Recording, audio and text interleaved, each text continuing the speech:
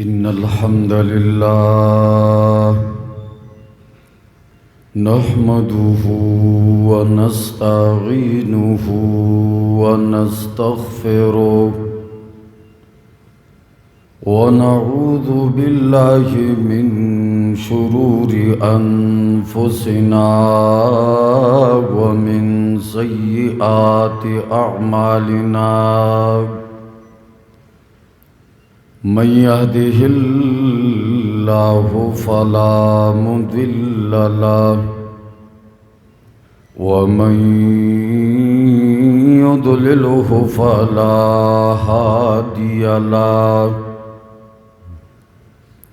सुम्मा अशहदु अल्ला इलाहा इल्लल्लाहु वहदहु ला शरीका लहु व अशहदु अन्ना मुहम्मदन अब्दुहु व रसूलुहु अम्मा बअदु फ़इन्न खैरल हदीस किताबुल्लाह व खैरल हदी हदी मुहम्मदिन सल्लल्लाहु अलैहि वसल्लम व शर्रल उमूरि मुहदसातुहा व कुल्ल मुहदसतिन बिदअह व कुल्ल बिदअतिन ज़लालह व कुल्ल ज़लालतिन फिन्नार अम्मा बादु फ़अऊज़ु बिल्लाहि मिनश शैतानिर रजीम बिस्मिल्लाहिर रहमानिर रहीम नून वल क़लम वमा यस्तुरून मा अंत बिनिअमति रब्बिक बिमजनून व इन्न लक लअजरन गैर ममनून व इन्नक लअला खुलुक़िन अज़ीम। मुहतरम हाज़िरीनो, अखलाक हसना खिस्ता अखलाक दा योलिया मौजूदा नन मुंग तमहीदी खबर कवल गवाड़ू द रब्बुल आलमीन प दरबार की दुआ गोयू कम अल्फाज कम अक़वाल च ज़मूंग ज़ुबान न रौज़ी अवल मुंगता बेअता सुटोल ता द अमल कुल तौफ़ीक़ और नसीब शी। प इस्लाम के दने को तसव्वुर दाला महदूद दे, मतलब दादे चतन एक नशश मारल है चे कम कम कार बनी कई हुई हर खिस्ता अमल द रसूलुल्लाह सल्लल्लाहु अलैहि वसल्लम तरीके मुताबिक दानी की दा नो द देश मारल दा नामुमकिन दी। खो पदगा नेको के बाज़ नेकियाने ढेर उच्चत मुकाम और मर्तबा लरी। लका हदीस के दरोजे मुतालिक रसूलुल्लाह सल्लल्लाहु अलैहि वसल्लम फरमाई चे अल्लाह दा से वही चे अस्सौमु ली व अना अज्ज़ी बि। रोज़ा अल्लाह फरमाई ज़मा द पारा दा और ज़बद दे बदला वरकुम। नुदा रोज़ा यो नेक अमल ले खुद दुमर लिया मर्तबा दा च रब फरमाई द दे बदला बज़दर कुम। नफ़हतुल अरब यो किताब दे पागे के सवाक़ई लिखले दा बादशाह यो शायर त इनाम वर्कई नो शायर तो वही तो सुमर लुई इनाम ग्वाड़े से दर कोम। अगड़ी रुखियार सड़े ओ शायर आगा और तो ही बादशाह जमा मुताबिक मरा कवाख पलशान मुताबिक राका مطلب دې خبره کې دا و چې زه به لږ ډېر څه غواړم او باچا ستا شان اوچت دی ته چې ماله بدله راکې او بیا د خپل شان مطابق یې راکې نو څومره لویه بدله به وي. رب العالمین د باچاهانو بادشاه دی، هغه چې د خپل شان مطابق تا ته بدله درکوي نو دا به څومره لویه بدله وي. دې وجه نه علماء کرام اختلاف لري چې دا به څرنګه بدله وي. نو بعضې علما فرمایي چې پر ورځ د قیامت کله انسان گیر شي رب ورته فرمایي چې په اخلاص سره دې روژه نیولې وه، الصوم لی وانا اجزی به، زه د دې نن بدله در کوم ستا ټول ګناهونه معاف کوم زه جنت ته. دا اوس د رب د شان مطابق بدله ده. خو چې کله روژه وي نو ګوره روژه په اسلام کې څومره لوی عظمت لري چې رب یې بدله راکوي. دغه رنګې په اسلام کې یو بل نیک عمل دی چې د هغې هم ډېر لوی قدر دی، هغه قیام اللیل د شپې عبادت کول چې خلک ودوي. لکه رسول الله صلی الله علیه وسلم چې مدینې ته راغلو همدغه الفاظ ویل، یا ایها الناس، اے خلکو افشوا السلام، سلامونه کوئ، واطعموا الطعام، په بل باندې خوراکونه کوئ، وصلوا الارحام، اے خلکو صله رحمی پالئ. او بیا یې وفرمایل تاسو منځونه کوئ، وصلوا باللیل والناس نیام، چې خلک ودوي تاسو را پاسېږئ رب ته جړاګانې کوئ. تدخلوا الجنة بسلام، جنت ته به ښه په سلامتیا په سکون باندې داخل شي. نو دا تهجد دا یو ډېر نیک عمل دی او ډېر لوی عمل دی. حدیث کې راځي رسول الله صلی الله علیه وسلم فرمایي علیکم بقیام اللیل، اے خلکو د شپې را پاسېږئ تهجد کوئ، دا لازم کوئ. فإنه دأب الصالحین قبلکم، اے خلکو دا د مخکینو سلفو طریقه وه. صحابه کرام به د شپې را پاسېدل تهجد به کول، تابعین به را پاسېدل تهجد به کول، تب تابعین به را پاسېدل تهجدونه به کول. دأب الصالحین قبلکم، دا د نیکانو خلکو عمل دی.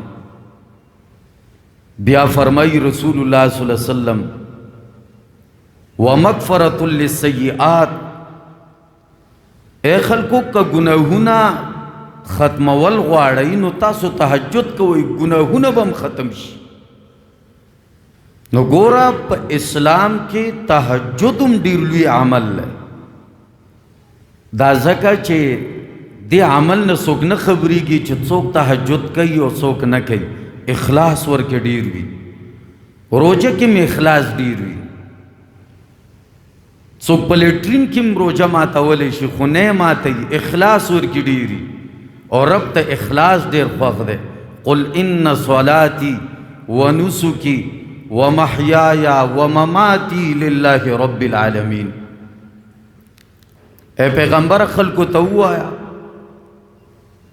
زما مالی جانی زما ژوند زما مرګ دا ټول د الله دپاره دی. اخلاص رب ته ډېر خوښ دی. نو په اسلام کې روزه او دغه رنګې قیام اللیل ډېر لوی عمل دی، یعنی ډېره لویه نیکي ده. خو لیکن بله یو نیکي داسې نیکي ده چې هغه د دغه نیکو نه هم ډېره درنه ده. حالانکې د روژې متعلق موږ څومره فضایل په رمضان المبارک کې اورو، د قیام اللیل څومره لوی فضایل دي. خو یو حدیث کې راځي رب العالمین با اعمال تلی فمن ثقلت موازینه فهو فی عیشة راضیہ. قرآن وی چې عمل دی درون شو د نیک عملو نو خمخ کلی زندگی کی بای مزو کی بای. او کچره ومن خفت موازینه اعمال دی سپک شول نو ستا ټکانه ګوره جهنم دی. تلی به رب العالمین اعمال، نیک عمل بم تلی او بد عمل بم تلی. ملائک ناز دی خی او گس طرف تا زمون اعمال لیکي. ما یلفظ من قول الا لدیه رقیب عتید. قرآن ویلی ہر عمل لیکي. نو پرواز د قیامت به رب العالمین اعمال تلی طلبی میزان پاغه کې بعضی اعمال به ډېر درانه لکه روزه شوه، قیام اللیل شو. خو دینم درون عمل خسته اخلاق رسول الله صلی الله علیه وسلم فرمائی. حدیث دے ابو درداء رضی اللہ عنہ روایت کڑے دے چې رسول الله صلی الله علیه وسلم فرمائی ما من شیء اثقل فی میزان العبد المؤمن یوم القیامہ من حسن الخلق. رسول اللہ صلی اللہ علیہ وسلم وی فرمائی، ابو درداء رضی اللہ عنہ فرمائی چې دسی یو عمل نشتا چې آغا پرواز د قیامت د خسته اخلاقو نه درون وي. روزم خسته ده عمل له، قیام اللیل هم خسته عمل له، خو پرواز د قیامت د خسته اخلاقو چې کم وزن ده نو هغه به د قیام اللیل وزن هم نه وي، هغه به د روزې وزن هم نه وي. ډېر دروند نیکي ده. او بیا رسول الله صلی الله علیه وسلم فرمایي وان الله یبغض الفاحش البذیء. یقینا رب العالمین بغض لري بد زبانه انسان، الفاحش بد کردار انسان سره چې داغه کردار بدوي، بدکار انسان تا، البذیء بد زبانه انسان تا ډیر سخت بغض لري رب العالمین. رب چې در سره بغض کوي بیا بستا څه حیثیت وي. نو په دې حدیث کې مونږ ته دا وویلی شول چې ای خلکو نیکیانې ډېرې دي، خو که څوک وایي زه درونه نیکي وکړم، درنه نیکي وکړم چې پر ورځ د قیامت وزن وي، نو هغه د ښایسته اخلاق اپناو کی. رسول الله صلی الله علیه وسلم فرمای پر ورځ د قیامت به د دې وزن د هر شي نه زیات. یو حدیث کې راځي، مشهور حدیث ده، رسول الله صلی الله علیه وسلم فرمائی ان المؤمن لیدرک بحسن خلقه درجة الصائم القائم. یقینا یو مومن مسلمان د یو عابد گزارنا چې د شپې عبادت کوونکی وي، دروازه روزنی ونکه وی، دا غینا پا درجه کی اعلی درجه والا وی رسیتے. یو تن بادش پہ عبادت کے دروازه بروجی نیسی. خو رسول اللہ صلی اللہ علیہ وسلم فرمائی عابدم را لاندی کئی، روزدارم را لاندی کئی، سوک خستہ اخلاق والا. نو خسته اخلاق درننی کی ده. یو صحابی رالو نواز بن سمعان رضی اللہ عنہ و یہ دا اللہ پیغمبرہ نیکی ستوئی، نیکی ستوئی. رسول اللہ صلی اللہ علیہ وسلم ورسره ډېرې خبرې ونه کړې چې نیکی دا ده او نیکی دا ده. یوه خبره رسول اللہ صلی اللہ علیہ وسلم ورطو فرمال البر حسن الخلق. دنے کئی تپوس کے خستہ اخلاق اپناؤ کا دا نیکی نیکی دا نام ہی کافی ہے. لیکی کنا خلق دا خستہ اخلاق دا نوم دا نیکی دے. دیو جنا علماء فرمائی کچرتا دا ویل غواړي چې زه نیکوکار جوړ شم، نیکیانو والا جوړ شم، نو پکار دا ده چې خسته اخلاق زده کا ته د دنیا نیکمل انسانی. ذکر رسول الله صلی الله علیه وسلم فرمای نیکی صدا وی حسن الخلق خسته اخلاق. بیا صحابی تپوس کئی والاسم گناہ سے تو یہ دا اللہ پیغمبر. رسول اللہ صلی اللہ علیہ وسلم ورطو فرمائے ما حاک فی صدرک چی پسینہ کے دے کٹ کٹا ہٹ محسوشی بس پویش چی دا بدی دا گناہ دا. سمر مختصر جواب. خلق د مولیانو نه فتویل تپوسونه کوي یرجی زدا کارو کم او کو نه کم ګڼ کپیانی خلقو را جمع کړي بیا د مولیانو نه فتوی اخلي دې د پاره چې مولا را ته فتوا لګوي او دا شی جایز شي حالان کې زړم ورته دا وایي چې دا شی ناجایز دی.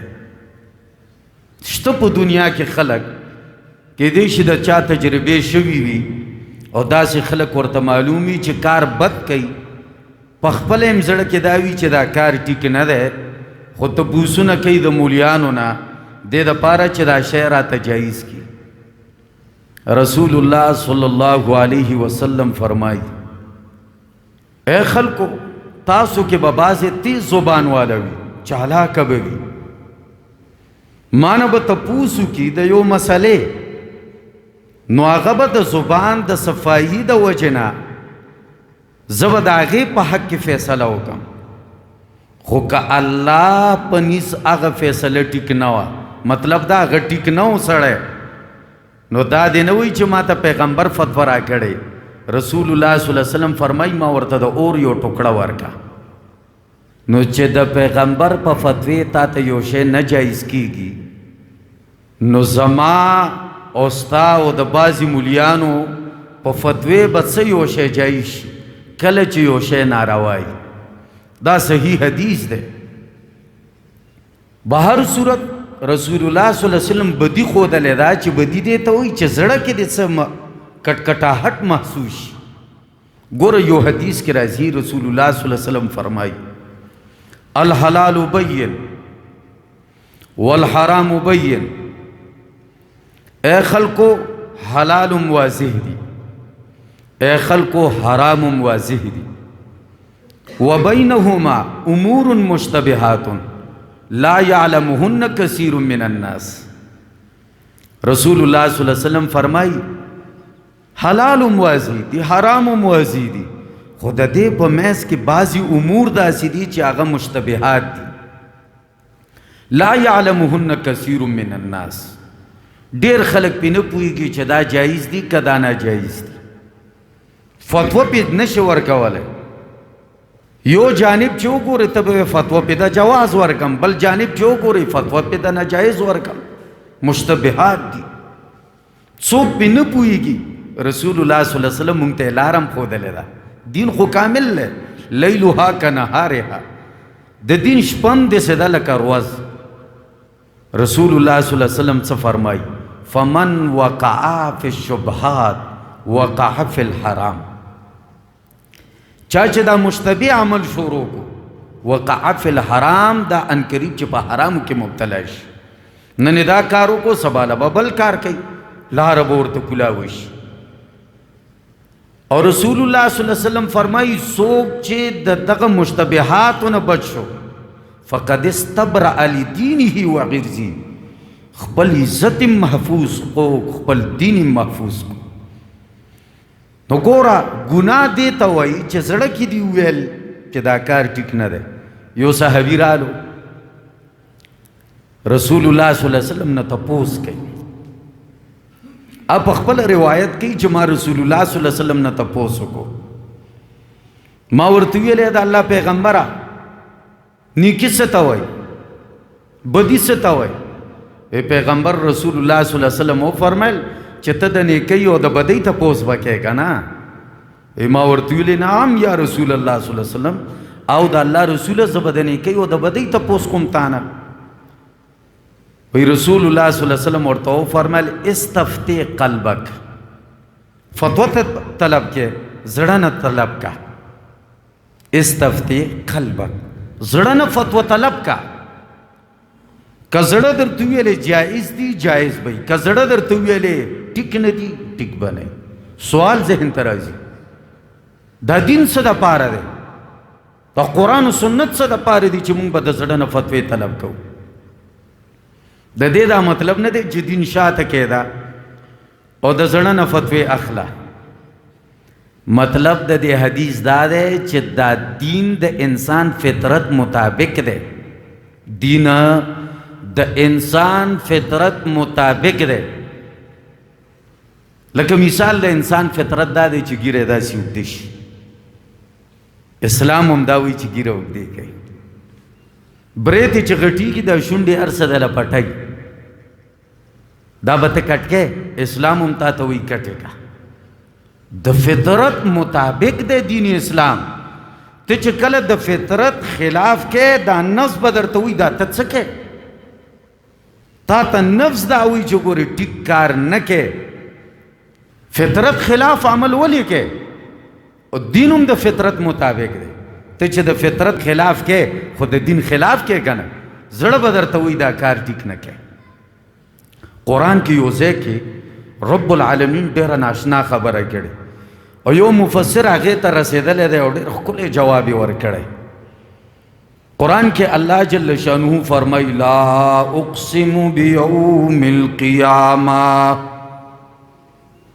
ولا اقسم بالنفس اللوامه قرآن دو قسمونه خوړلي قسم می دی پر ورځ د قیامت باندې بیا رب العالمین فرمائی قسم می دی په نفس ملامت کوونکي باندې علماء وی دا دو قسمونه دي خو یو قسم دعوه ده او بل جواب دعوه ده قسم دعوت سرنگی دار رب وی قسم می دی پا قیامت باندے اے خلقو دنیا فانی دا رب مخی تب ادرے گئی قسم دے ادرے گئی با دعوت دا رب ویلے قیامت رازی ادرے گئی با دا یو عمل تا پوس بدنکو دا اس دعوت دا جواب دعوت صدا دا ګوره ډېر باریکه خبره ده هوښیار خلک به دې خبرې طرف ته رسي ولا اقسم بالنفس اللوامه الله فرمایي که قیامت یقیني نه وی که ستا دوباره ژوند یقیني نه وی ما به تاله نفس داسې نفس نه درکولی چې هغې ته ملامت کولی نه دا نفس چې تا ته وایي دا ښه دي دا بد دي دا نفس اشاره ده چې قیامت راځي ځکه تا ته دا نفس نشاندهي کوي د ښه او د بد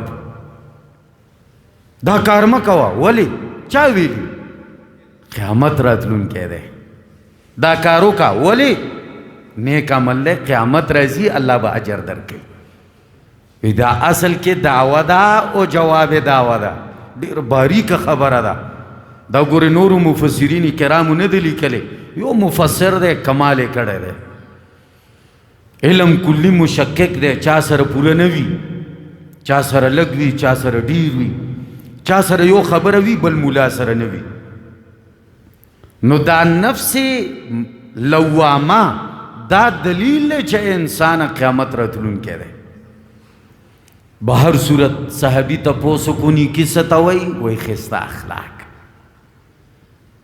بدی ستوئی محاک فی صدرک دے کفارو بر رسول اللہ صلی اللہ علیہ وسلم تا مجنون ویل چی شیبه ویل مجنون دا لیوانے دے قرآن کے رب دیر عجیبت جواب ورکڑے دے چی تاسو دی پیغمبر تا مجنون وائے عجیبت خبرے کوئی دا مجنون اخلاق دا سیوی لکا سنگ چی دا رسول اللہ صلی اللہ علیہ وسلم اخلاق دی قرآن ورله ډېر عجیبه جواب ورکړی نور جوابونه هم ورکړي خو دې جواب کمال کړی دی قرآن څه وایي نون والقلم وما یسترون ما انت بنعمت ربک بمجنون وان لك لاجرا غیر ممنون وَإِنَّكَ لَعَلَىٰ خُلُقٍ عَظِيمٍ۔ اللہ فرمائی اے خلقو ستاسو پیغمبر لیوانے نہ دے او دلیل او جواب دا دے دلیوانو غنتی اخلاقی ندی۔ وَإِنَّكَ لَعَلَىٰ یقیناً دغا پیغمبر لَعَلَىٰ خُلُقٍ عَظِيمٍ پوچھتو اخلاقو باندے دے، عظیم اخلاقی دی دلیوانی دمرا اعلی اخلاقی دلیوانی نہ خو خلق زان بچ گئی، دا پیغمبر کا لیوانے ہے اخلاق بے دمرا اعلی ہے، عظیم اخلاقی دی۔ علماء فرمائی اخلاق درے قسم دی، اخلاق درے قسم دی۔ اول اخلاق حسنہ خستہ اخلاق، دویم قسم دا اخلاق دے اخلاق کریمانہ، دریم قسم اخلاق دی اغیتا اخلاق عظیمانہ، عظیم اخلاق۔ اخلاق حسنہ سے توئی، اخلاق حسنہ دے توئی چتا ما سرخو کل یا تا زما مہمان نوازیو کا ننزستا مہمان نوازی کم دے توئی خستہ اخلاق۔ تاور سرخو کل اغیم تا سرخو کل دے توی لکی گی اخلاق حسنہ، خستہ اخلاق۔ یو اخلاقی کریمانے دی آدھی سیدھی چتے کور تورلے استائے اکرامو نکو، استائے دیر عزتو نکو، خوچ استا کور تراغے تے دیر خی عزتو کو دیر خی اکرام دیو کو دیتا ہوئے لکی گی اخلاقی کریمانہ۔ خیدر سر نہیں دی کڑی خود تاور سر خواہ کل یو اخلاق دی اخلاق عظیمانہ، دیر اچھت اخلاق۔ اغسی دی تا سر خم ندی کڑی بلکہ تا تے نقصان در رسولے، تا تے تکلیف در رسولے دے، او بیام چکلا تا سر آغا ملاو شو او تا ورسر خست سلوکو کو خد زڑن دے اکرامو کو دیتا ویلے کی گی اخلاقی عظیمانہ۔ قرآن دی سنی دی ویلی چدا پیغمبر اخلاقی کریمانہ دے، اخلاق حسنہ والا دے، قرآن وی انک لعلا خلق عظیم۔ اے خلقو کریمانہ ستوئی، عظیمانہ ستوئی، دا دیرو چت اخلاق والا خاوند ہے، دیرو چت اخلاقی تھی۔ قرآن کے رب العالمین یوزے کے خپل پیغمبر تا دیر عجیبہ خبر کڑے وَحْفِظْ جَنَاحَكَ لِلْمُؤْمِنِينَ، اے پیغمبر خپل وزر دی مومنانو تا کلاو کاک، خپل وزر دی مومنانو تا کلاو کا۔ اے رسول اللہ صلی اللہ علیہ وسلم چھ بکلا دیر عبادتون شروع کرل، قرآن ورطویلی چھ کمشا یا ایوہ المزمل قم اللیل الا قلیلہ، خیر دے پیغمبرہ دیر عبادتون مکوا دش پیس حصہ کے را پاسے گا و رب تا جڑا گانے کوا۔ رسول اللہ صلی اللہ علیہ وسلم چھ دعوت تیس کڑے دے، دعوت تیس کڑے دے، 24 گھنٹے دا خلقو دا دعوت اصلاح دا پارا۔ قرآن ورطو یہ پیغمبرہ خیر دے زان موجن پتوی باندے تان زت پوس نکم دے خلقو چدا ولی جہنم تلاڑا ولا تسألو عن اصحاب الجحیم۔ قرآن ورطوی تان زت پوس نکم چدا خلق ولی جہنم تلاڑا۔ بعض خلق بتاسو کتلی وی مونگ نبدا امت تا پوس کی گی تب دے چرتا پیغمبرانو نمو چترا گلے، پیغمبر تا اللہ فرمائی تا نبتا پوس نکی گی، خبر ختمہ۔ پیغمبر تا سوئی چلک سلوچا خیر دے پا دے خلقو دا دعوت باندے زان موجنا، ہر عبادت کے ورطوی خیر دے نرمی کوا، اور اخلاق کے اللہ فرمائی اچت اخلاقی دی، بس قرآن وی چنا اخلاق دی اچت دی اس مومنانو تخپلی وزرین کلاوے کا، مومنانو تخپلی وزری کلاوے کا۔ در رسول اللہ صلی اللہ علیہ وسلم وزرو چا مطلب علماء فرمای چې د تشبیه ورکا د یو پرندې سره. دا شکاریانو سی او دا پرندې ولیدا مرغۍ، نو کله چې مرغۍ ولګي او راپرې وځي تړپه کې وای نو وزیر یې داسې ګلاوي کی.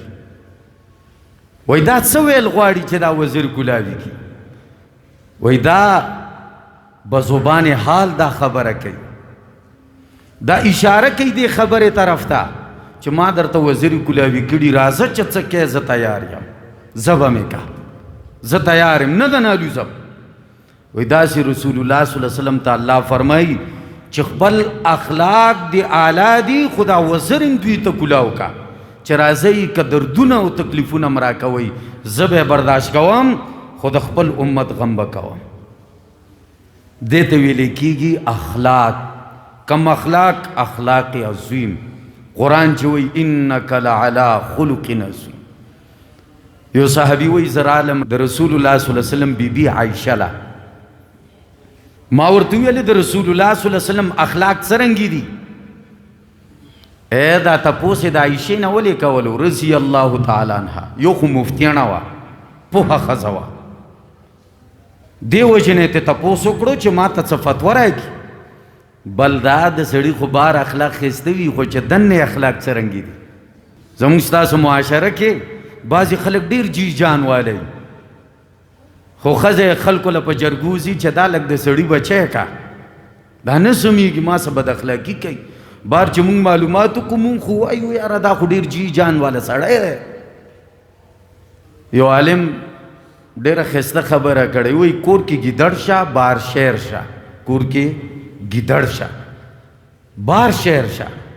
مونږ بار ګیدړان یو، کور کې شیران یو. رسول الله صلی الله علیه وسلم فرمایي خیرکم خیرکم لأهلی وانا خیرکم لأهلی. اے خلکو بهترین انسان هغه دی چې خپل کور والا سره ښه وي، وانا خیرکم لأهلی، او زه چې بهترین یم ځکه چې زم خپل کور والا سره ښه یم. نو تپوس یې د عایشې نه ځکه کولو چې عایشې ښځه د رضی الله تعالی عنها چې دا د پیغمبر متعلق څه وایي. زمونږ د اخلاقو تپوس به زمونږ د ښځې نه کوي چې دا څرنګه کردار والا سړی دی. دا یو پیغمبر دی چې د دې خپله ښځم تعریف کوي، ورنه ښځه د چا تعریف نه کوي. په هوا ورته والوځه، یو پیرو هغې ته به ښځې هسې ویلې چې پرېږده مړه. نور پیران په هوا الوځي او ته کلم په هوا وانه لوتې، هسې درته خلک پیر پیر کوي. اوس وایي هغه یو ورځ ناست و جړاګانې کولې، ربه طاقت راکړي چې والوځم. دعا یې قبوله شوه. یو ورځ والوتو او والوتو په کور تیر شو چې دا ښځه مې ویني چې واقعي کمالي سړی دی. چې کور ته رالو ښځه ورته وایي چې مخکې تا ته به ما ویل که نه پیران هغوی چې په هوا الوځي. والله ته کور کې نه وې، یو پیر په هوا والوتو ما وکتو. یا پیر ورته ویل دا زومه که نه؟ نو ښځه وه، ښځه خو خپل خاوند مني نه، هغه ورته وایي ځکه دې خپې ارتې ارتې کېدی، بیا ورکې نقص پیدا کړو. ښځه د چا تعریف نه کوي، او کله چې د ښځه تعریف وکړي واقعي ته اعلی اخلاق والا انسان یې.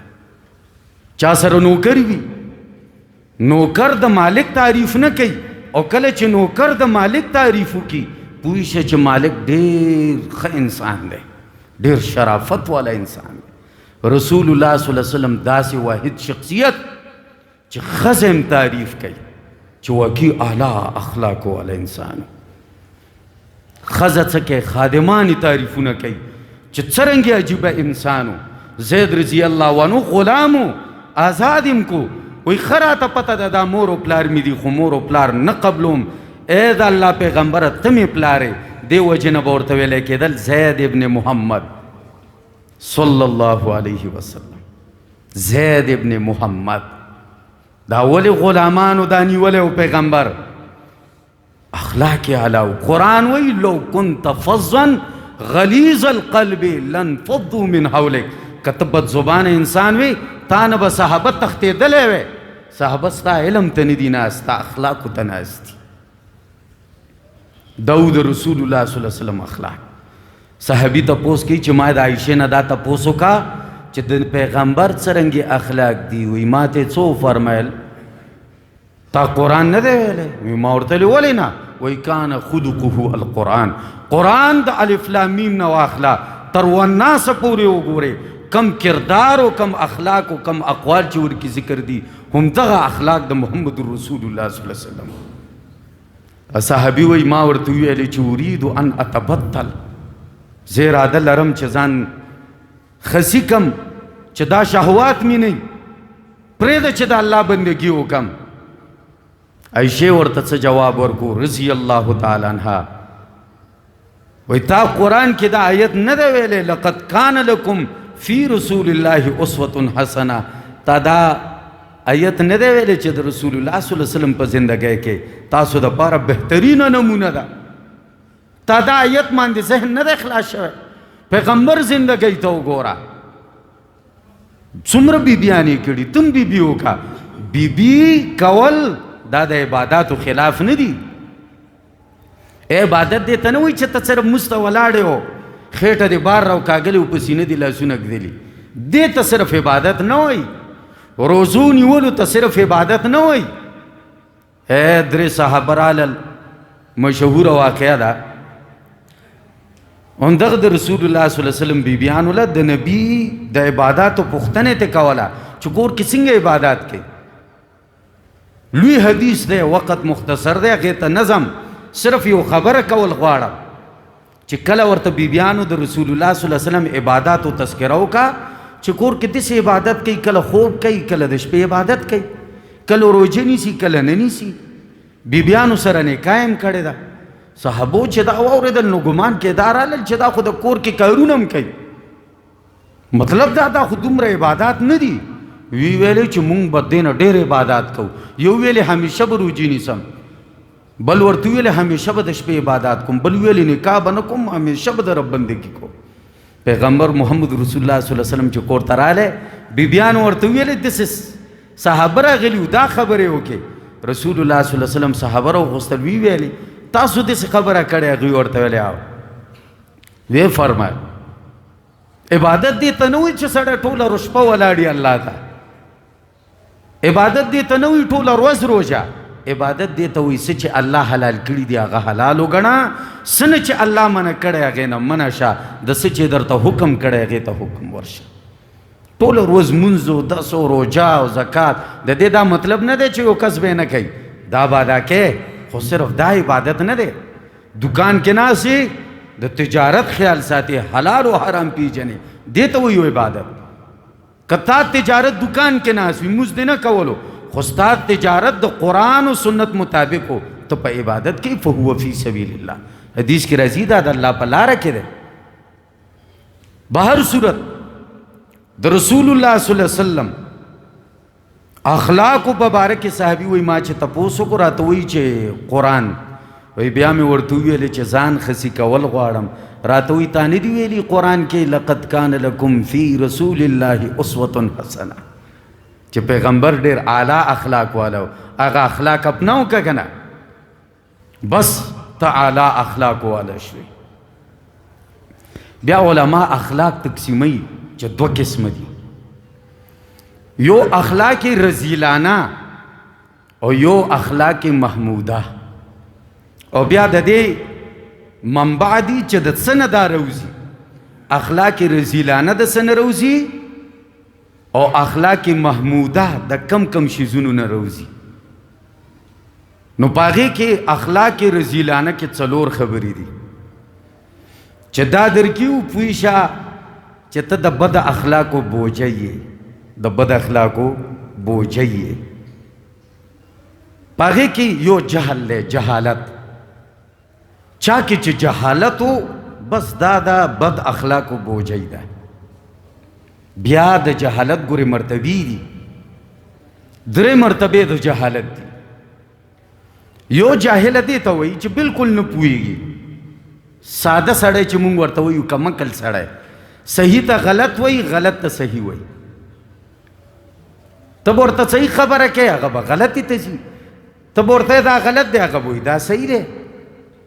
دا یو قسم جاهل دی. د دې اخلاق هم بدترین اخلاقي دې سړي نه به ځان ساتي. دویم د چا بد اخلاقي چې جهالت ورکې ضدي جهالتي ښه پیژني چې دا حق دی خو خلکو ته وایي مړه که دا ما ومنله که نه ما د الله جهنم ته لړه کړي. دا اوس ضدي جاهله دی شته په دنیا کې که د چا واسطه نه وي راغلي زمونږ خلکو سره راغلی چې هغه په ضد ولاړي ښه ورته پته دا حق دی هغه وایي د چا پلار دی په ما ومني او واقعي څوک یې پې نشي منلی. او دا قسم جاهله ابو جهل ابو جهل معنا پلار د جاهلانو.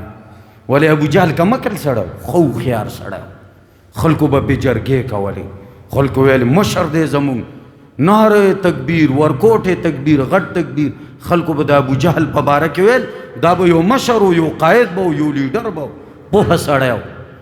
دې رزیل چې به فیصله وکړه چا به ماتولی نه شوه دې چې به کم کار کولو مخې ته به یې څوک راتلی نه شول ښه پوهه سړی و. خو بیا هم ورته ابو جهل وایي ولې ښه ورته پته وه پیغمبر په حق دی نه یې منلو دې وجې نه ورته پلار د جهالت وایي. حق خو تا پیژندوم چې دا حق دی او تا نه منلو دا بل قسم جاهله دی دې نه به هم ځان ساتي. دریم قسم جاهله هغه دی چې هغه ښه مولای ښه پوهی خو هغه خپل جهالت کوي دا دریم قسم جهالت دی. یوټیوب کې مونږ یو د شیعه بیان اورېدو نو هغوی د حسین رضی الله عنه نه متاثره دي داسې متاثره چې الوهیت مرتبې ته یې رسولي. مونږ هم ته متاثره یو خو رب یې نه ګڼو یو صحابي ګڼو د هر چا خپله مرتبه ده.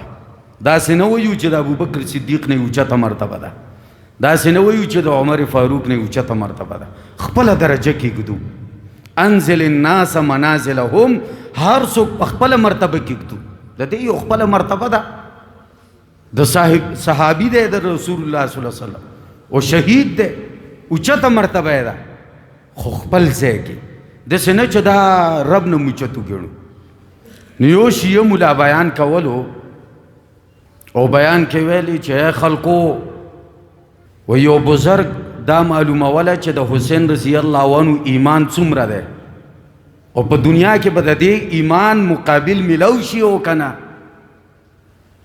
نو یا هغه بزرگ ګرځېدو په دنیا کې چې د چا ایمان به د حسین سره برابري وایي د چا هم برابر نه مطلب دا د پیغمبرانو ایمان هم دې ته نه رسېدو عیاذا بالله. وایي په دنیا کې معلوم نه شو چې د دې څومره ایمان دی. وایي بیا هغه بزرگ اسمانونو ته لاړ بزرګان اسمانونو ته ځي بزرگ د قبر نه نشي پاسېدی دې څه د اسمانونو غم دی چې پرېوځي که نه بیا داسې انداز کې پروت وي چې خلک وله دا خولې راغونډوي. دا یو انسان دی خو خلق معاشره کوي سم بزرگ یې ولی بزرگ څه شي انسان بزرگان په هوا الوزي بزرگان په دیوالونو کینی دیوالونه روانوي د اوبو د پاسه روانو په هوا الوتو. دا غلطي خبرې دي دا زموږ ستاسو عقاید خراب دي.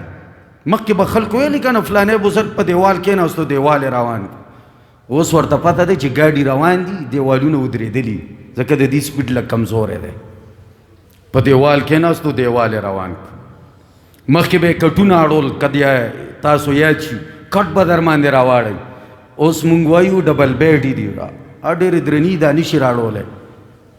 دا خبرې خلکو لږې ډېرې سیټ ته کړي دي.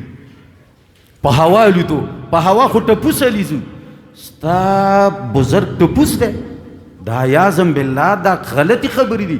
بزرگ ویلی کېږي یو نیک انسان ته یو نیک عمله انسان ته عاجزه انسان ته الله نه یریدونکې انسان ته خو داسې نه چې په هوا الوزي په هوا ټپوسان الوزي ته نه خبر انسان وي الوزي نه که مونږ الوتی وزرې به الله را کړی وی. بهر صورت خبره رانه اوږده شوه نو خبره یې کوله چې حسین رضی الله عنه ایمان په دنیا کې معلوم نه شو چې د چا ایمان سره ټکراو لري.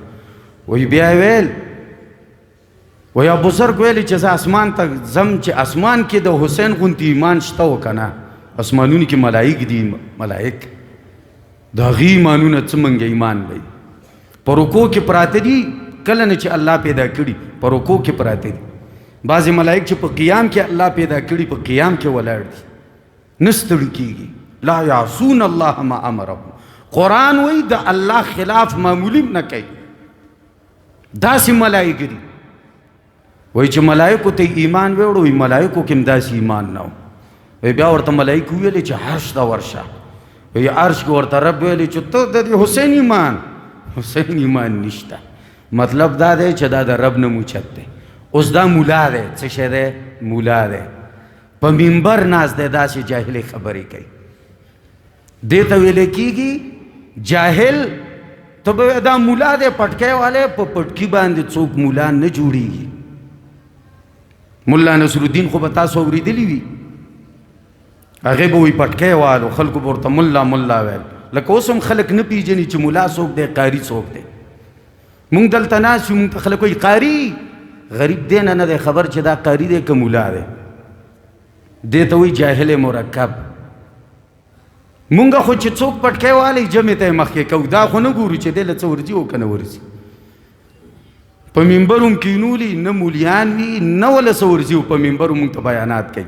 دا مولا بیکاره نه دی، دا مونږ بیکاره یو. سړی چې بیکاره نه وي بیکاره ګاډی الي، خو چې پیسې ورسره نه وي بیکاره ګاډی الي. نو دا مولا دی او په منبر داسې بکواسات وایي. تاسو به مولیان کتلي، هلکه داسې یو قوم را پیدا دی اودسونه نه کوي. مونږ یادوي چې دوی اودسونه نه کوي او په منبر ناسي دا خبرې کوي. دا هم جاهله دی، سره د علم جاهله دی.